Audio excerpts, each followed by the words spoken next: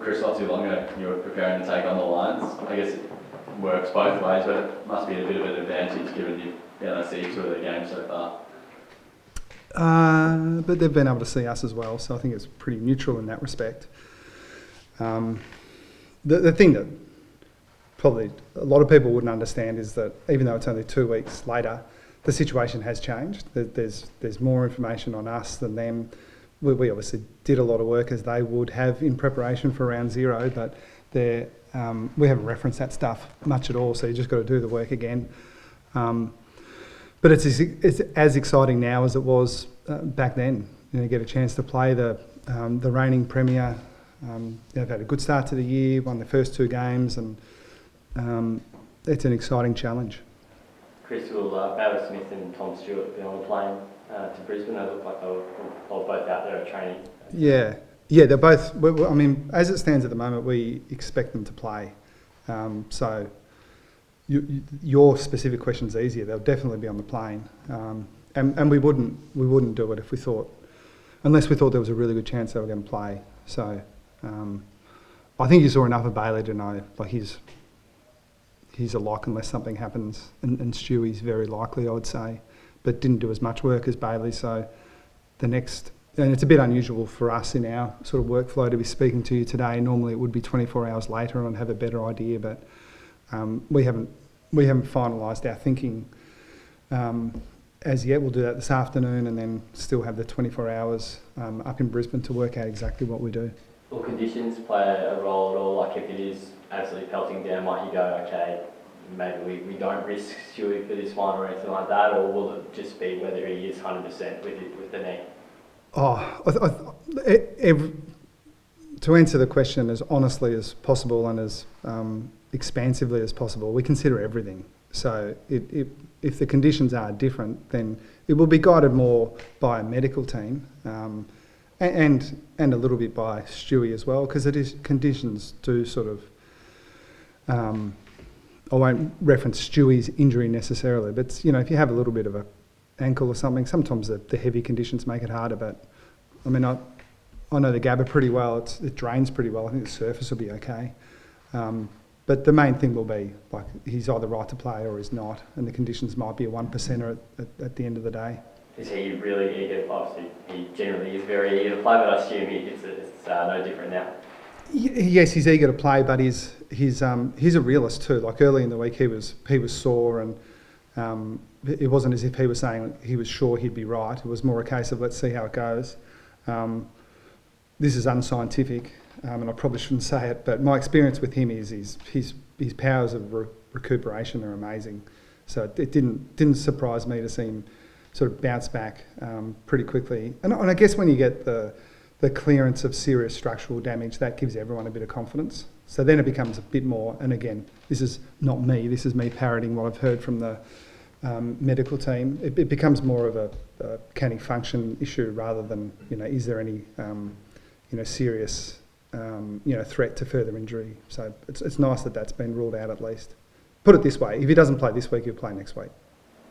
What did you take out of the game against St Kilda? Quite a bit. I mean, we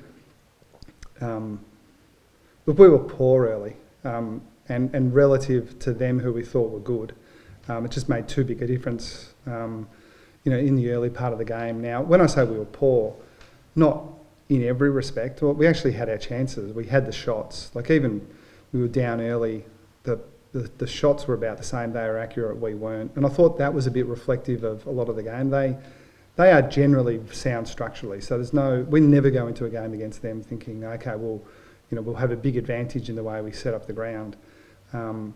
But it was their sort of cleanliness with the ball versus us fumbling a little bit, drop a few marks inside 50s that would have almost been certain goals. So that was the disappointing part of execution there in what were perfect conditions. And then the positive was late in the game, with a few tweaks.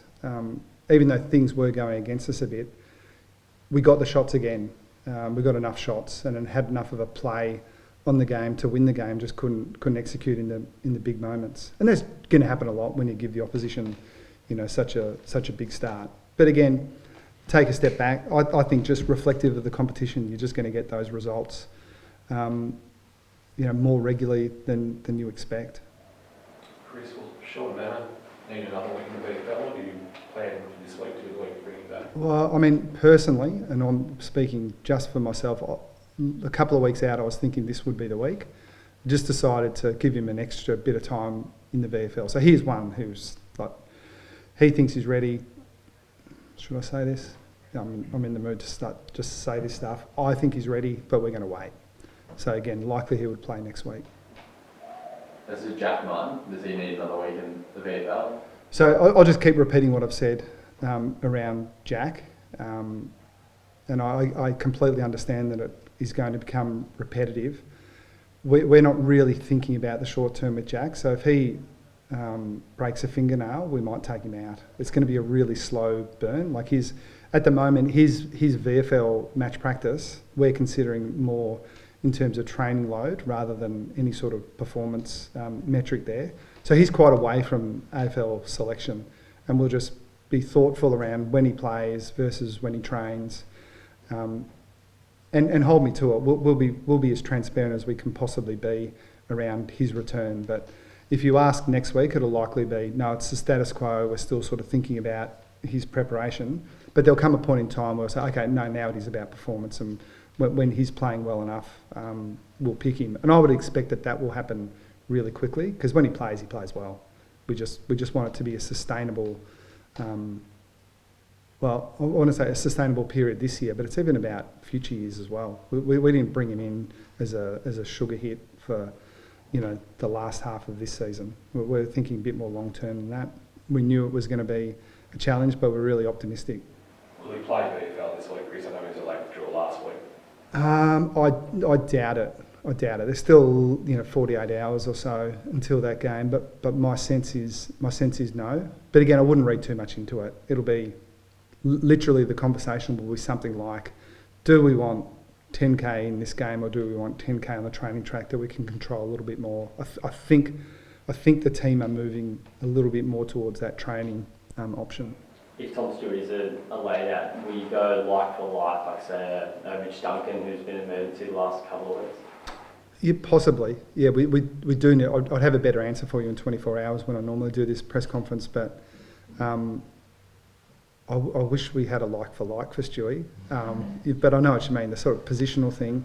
I'm not exactly sure where all the contingencies sort of sit at the moment, so I couldn't give an accurate answer, but happy to talk about Reece and Mitch as often as you want to. Like they are good examples of guys that are fit, in good health. We're going to use them sort of more sparingly than they would like, but when they're in a position to really impact, and that could be this week with both of them.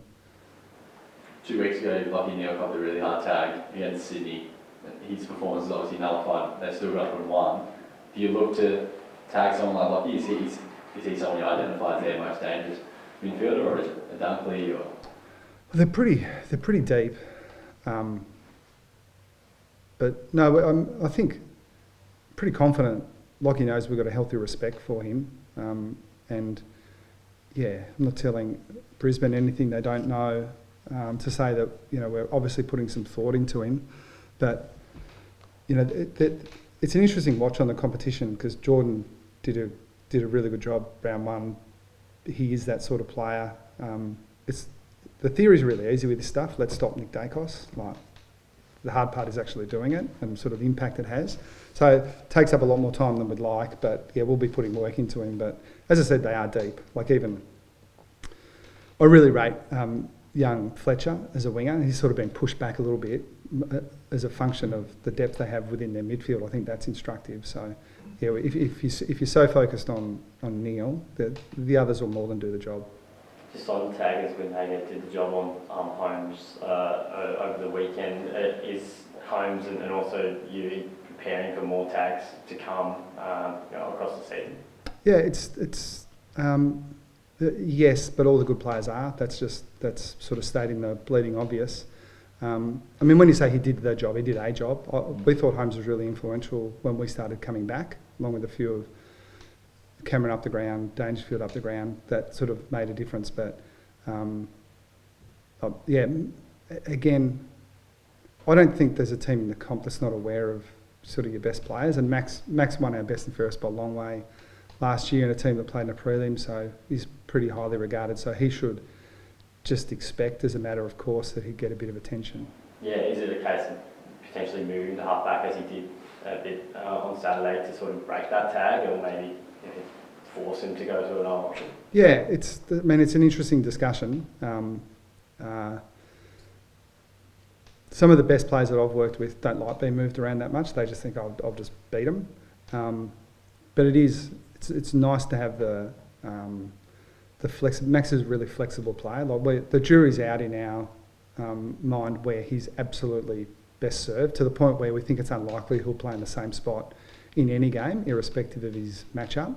So sometimes it may be accurate to say he's getting tagged and then he moved to a different spot, but it's not the whole story. He might have been moved anyway, even if he wasn't being sat on. Chris, will you have a captain's run at the Gabba? We know it's going to rain tomorrow, it's going to rain Saturday. Will you try and do something in the conditions up there, or avoid? We'll do something, but yeah, I just don't outline our plans in terms of what we do. But yeah, I don't think we'll be. The conditions could be worse than they were round zero, so we're still bracing to have the game played in Geelong. Ted Closey had a really... You just let that one go? Or? You said you're up for anything today, so... Yeah, you might as well ask the question. Yeah. I think I'm going to ask what I'm going to ask you. Ted, yeah. Do you need the question, or can I just answer it? Yeah, answer it. Will he be playing, and how do you see his game against the Saints? Yeah, and Ted will be on the plane as well. We were really excited by the impact he had, and it actually wouldn't be complete to reference Dangerfield, Cameron Holmes late in the game without referencing Ted as well. He was as influential as any of them, we thought, which is a great sign. He hasn't played much footy, but we were thinking, yeah, great pre-season, and he's been on the edge of the team for longer than some people might have expected. So again, not a surprise to us. If the conditions are a little bit slippery, that would be even more in his favour. He's suited to those conditions.